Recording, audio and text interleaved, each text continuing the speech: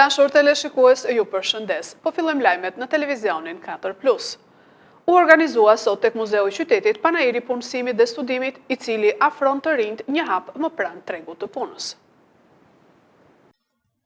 Në ambientet e Muzeut Historik, u hap panajiri punësimit dhe studimit, ku u mblodhen rreth 15 kompani, organizata, institucione publike dhe private, të cilët prezantuan për të rinjt mundësi konkrete punësimi apo praktik profesionale.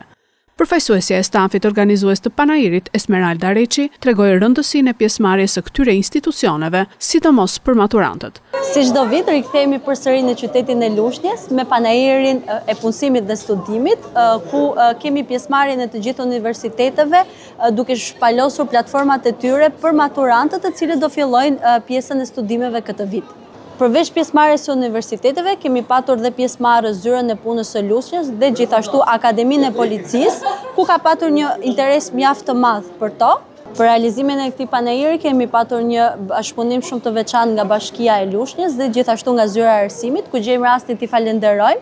Dhe siç e shikoni, kemi patur një pjesëmarrje shumë të madhe të maturantëve dhe shpresojmë që të kemi rezultate sa më të mëdha për pjesën e universiteteve dhe gjithashtu dhe për pjesën e punësimit. Ndërkohë, specialistja e burimeve njerëzore pranë bashkisë, Kamela Jaçellari, foli për shërbimin e ri në bashki, zyra e këshillimit të karrierës që ofron informim dhe këshillim të rinjve të cilët kanë dyshime për të zgjedhur rrugën për të ardhmen e tyre. Ky shërbim i ofrohet të tërë të rinjve të cilët kanë dyshime ose dhe prindërve të tyre për një bashkëpunim sa më të mirë, për një zgjedhje sa më të mirë drejt një të ardhme më të sigurt.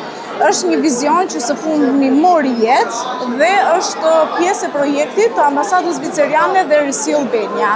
Gjithashtu, ky projekt përfshin edhe individët të cilët kanë pas siguri në zgjedhjen e tyre profesionale ose kanë barriera, dyshime. Pse jo? Tek ne ofrohet një zgjedhje. Gjithashtu, Herda Paço, specialiste tek Qendra e Kurseve Profesionale Fier, tregon bashkëpunimin e ngushtë me Zyrën e Punës në Lushnjë dhe kurset që zhvillohen në këtë qendër për profesione shumë të kërkuara në tregun e punës. Në Lushnjë kemi shumë vite që bashkëpunojmë me Zyrën e Punës, ndiqen kurse formimi profesional në kategori të ndryshme.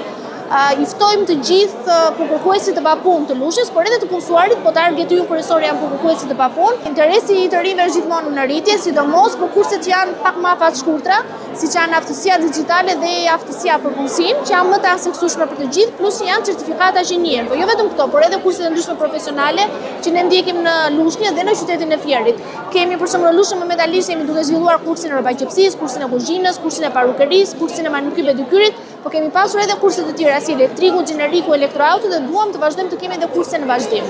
Panajiri punësimit dhe studimit u vizitua nga të rinj të shumt. Muftiu i Lushnjës, Gramos Bliku, ka uruar besimtarët musliman lushnjar për muajin e Ramazanit. Lut Zotin që ky muaj i bekuar të sjellë paqe, begati dhe mirësi. Muftiu i Lushnjës, Gramos Bliku, ka përcjellur urimet më të përzemërta për besimtarët musliman lushnjar, kudo që ndodhen, për fillimin e muajit të bekuar të Ramazanit. Ai u dëshiron një muaj Ramazanit të mbushur me paqe, mëshirë dhe begati, duke nënvizuar rëndësinë e harmonisë në familje dhe shoqëri. Bismillahirrahmanirrahim. Walhamdulillahi rabbil alamin, wassalatu wassalam ala ashrafil mursalin.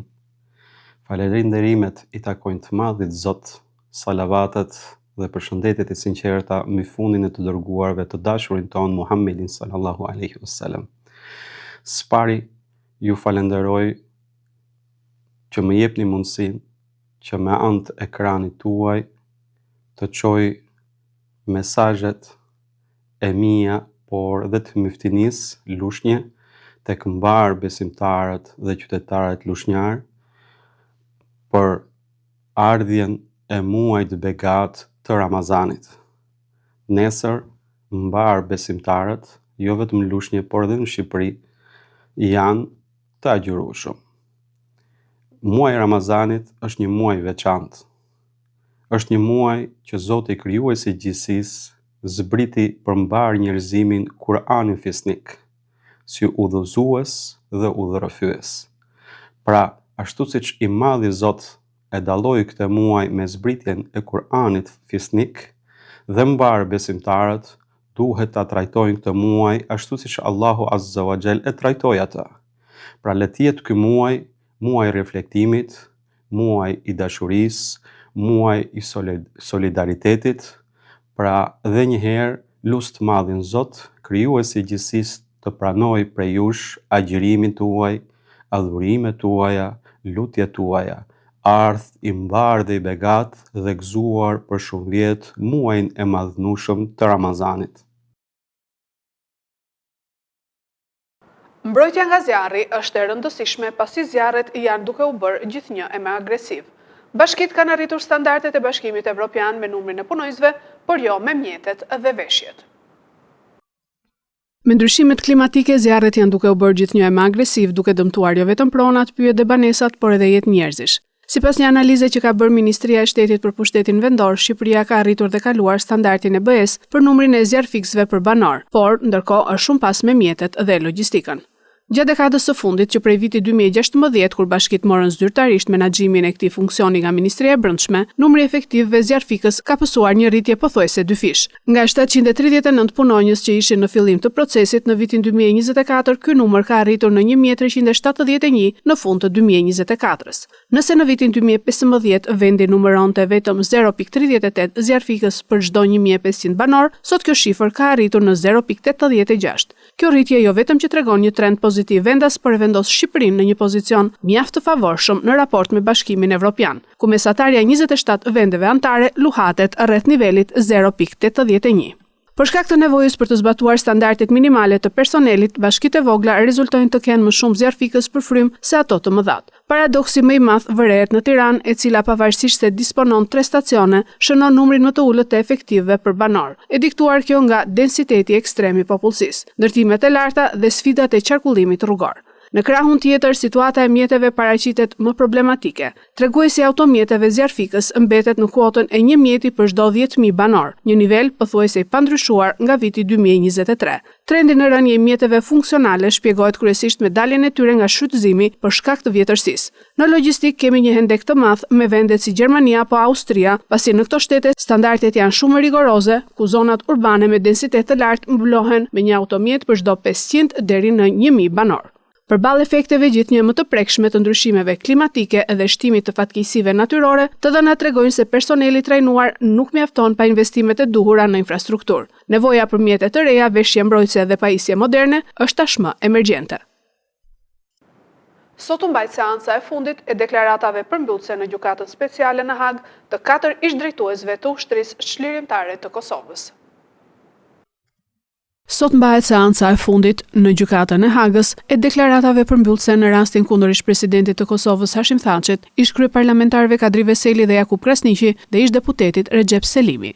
4 ish-drejtuesit e ushtrisë çlirimtare të Kosovës kanë nga 20 minuta kohë secili për të dhënë deklarimet e tyre përfundimtare para trupit gjykues.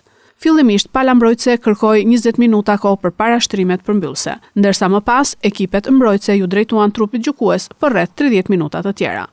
Në përfundim të këtyre deklarimeve, trupi gjykues ka në dispozicion 3 muaj për të marrë vendimin final, me mundësi shtyrjeje për shkak të volumit të madh të dosjeve. Në sallë janë të pranishëm një numër i madh familjarësh e qytetarësh në galerinë publike. Në këtë seancë do të marrë pjesë edhe zëvendës kryeministri i Kosovës Glau Konjufca. Deklarimet përmbyllëse kanë nisur më 9 shkurt. Procesi gjyqësor ndaj shkrerëve të UÇK-s ka filluar më 3 prill 2023, gati 3 vjet pas konfirmimit të akt akuzës, ndërsa të akuzuarit mbahen në qendrën e paraburgimit në Hag që prej asaj kohe. 10 skiator u zhdukën pas ortekut në Kaliforni në rajonin e liçenit Tahoe. Një ortek në rajonin e liçenit Tahoe të Kalifornisë ka lënë 10 skiator të zhdukur, thonë autoritetet, me 6 persona të tjerë të bllokuar që presin shpëtim. Orteku raportua në zonën e Castle Peak pranë qytetit Taki, sipas zyrës së sherifit të qarkut të Nevadës. Grupi prej 16 personash përbëhej nga 4 guida dhe 12 klient. Kushtet e motit mbeten të rrezikshme me një shans të lartë për më shumë orteqe. Ekipet e shpëtimit janë mbledhur nga 2 vendpushime skish aty pranë, tha sherifi. 6 të mbijetuarit janë udhëzuar të strehohen në vend sa më të mirë të mundshëm në kushte të vështira, shtoi sherifi. Të paktën 6 nga skiatorët i kanë mbijetuar ortekut dhe mbeten në pritje të shpëtimit, ndërsa 10 të tjerë janë ende të pagjetur në kohën e këtij njoftimi, shkroi në Facebook ai. Përpjekjet e shpëtimit vazhdojnë, ndërsa kushtet e motit mbeten shumë të rrezikshme. Zyrtarët kanë paralajmëruar ndërkohë se orteqe të shumta pritet të ndodhin në orët në vazhdim. Qendra Ortekëve e rënditi vlerësimin e rrezikut si të lartë në nivelin e 4 nga 5 nivele në shkallën e vlerësimit. Udhëtimi në, afër ose nën terrenin e Ortekëve nuk rekomandohet. Një cikël natyror ortekësh pritet gjatë 24 orëve të ardhshme, tha qendra. Ortekë të mëdhenj mund të përfshin dhe zona të mbuluara me pemë. Zyra e guvernatorit të Kalifornisë tha se autoritetet shtetërore po koordinonin një përpjekje kërkim shpëtimi me ekipet lokale të emergjencës. Stuhia ka mbyllur gjithashtu disa autostrada, duke përfshirë autostradën ndërshtetërore 80 dhe autostradën 50. Këto ishin lajmet tona për sot. Lajmet i gjeni dhe në internet në website-in 4plusmedia.tv. Bashkë mirupafshim.